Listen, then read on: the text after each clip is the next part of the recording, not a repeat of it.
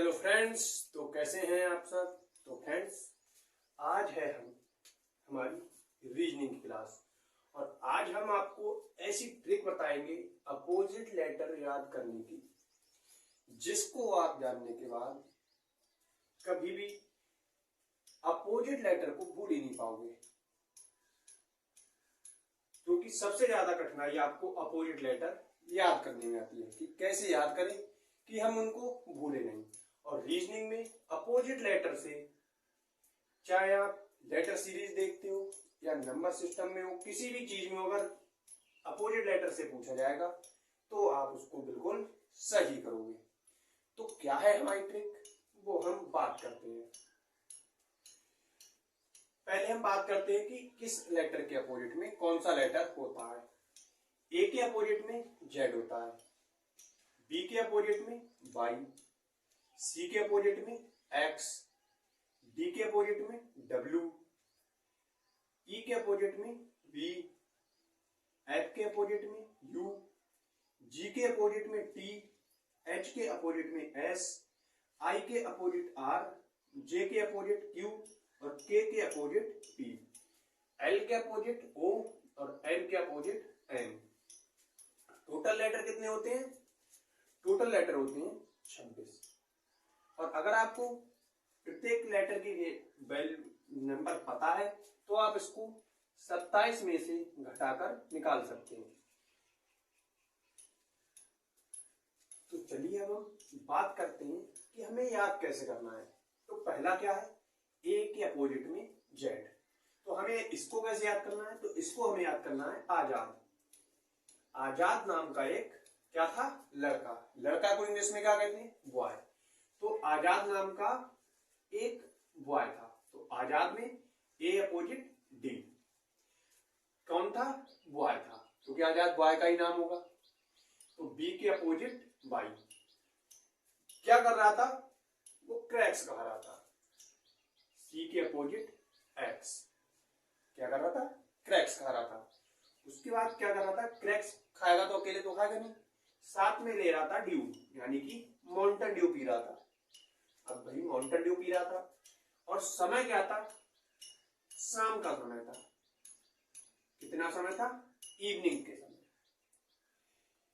Evening के समय क्या कर रहा था? आजाद नाम का जो लड़का था वो क्रैक्स खा रहा था और ड्यू भी पी रहा था। और किस समय? इवनिंग के समय। और जब भाई कोई ड्यू पिएगा, क्रैक्स खाएगा और मौसम होगा इवनिंग का, तो क्या करेगा भाई? उसे फन भी तो करेगा, क्योंकि तो इस इवनिंग का समय है।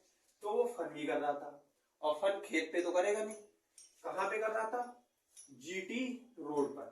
तो जी के अपोजिट क्या हो जाता है? टी। और जो लड़का था आजाद, वो क्या था? हाई स्कूल में पढ़ता था। हाई स्कूल बोले तो एच के अपोजिट एस। अब क्या होता है? वो तो पढ़ता था। उसके बाद है इंडियन रेलवे। इंडियन रेलवे से आई के अपोजिट हो जाता है आर, और उससे आ रही थी जंगल क्वीन। कौन आ रही थी? जंगल क्वीन। तो यानी जे के अपोजिट क्यू। और कहां से आ रही थी? तो वो आ रही थी कानपुर से। के अपोजिट हो गई पी। कानपुर से आ रही थी। और मिलने किससे आ रही थी? आजाद से भी मिलने आ रही थी। तो क्या करता कि वो भाई एक दूसरे से लव करते थे। क्या करते थे? लव। तो एल के अपोजिट क्या हो गया? तो एल के अपोजिट हो गया ओ।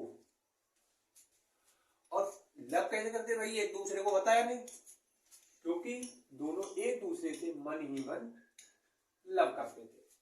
तो एम के अपोजिट क्या हो गया? एन। तो क्या है? फिर से हम रिवाइज करते हैं इसे कि आजाद नाम का लड़का था। क्या था? आजाद नाम का बॉय था जो क्रैक्स खा रहा था। और क्रैक्स अकेले नहीं खा रहा था, ड्यू भी ले रखी थी उसने। ड्यू ले रखी और इवनिंग का टाइम था।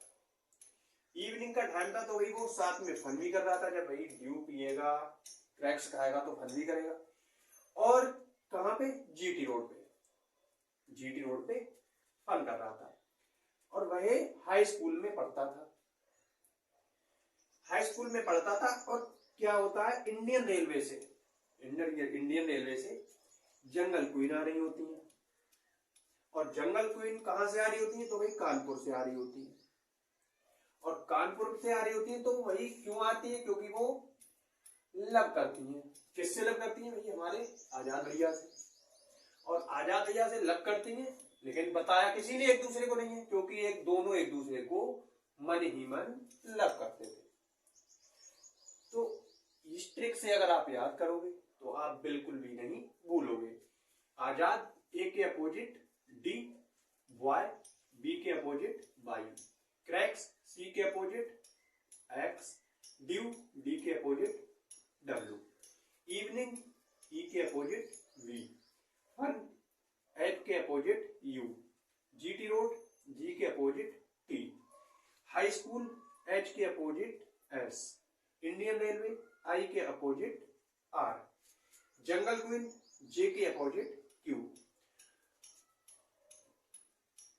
के अपोजिट कानपुर में ई, इसी तरह लव में एल के अपोजिट ओ, और मन में एन के अपोजिट एन। चाहे आप मन कर लो इसे या आप मैन मान कर भी याद रख सकते हैं।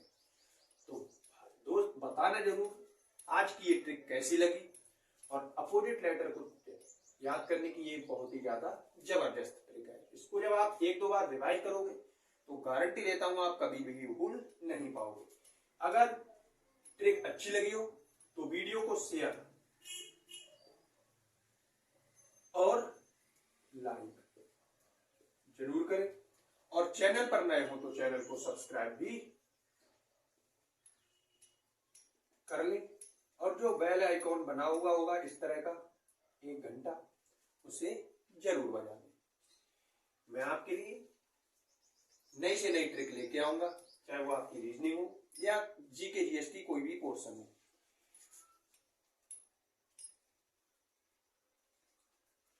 और ये रीजनिंग हो या कोई भी मैं ट्रिक लेके आऊंगा वो आपके ऑल एग्जाम,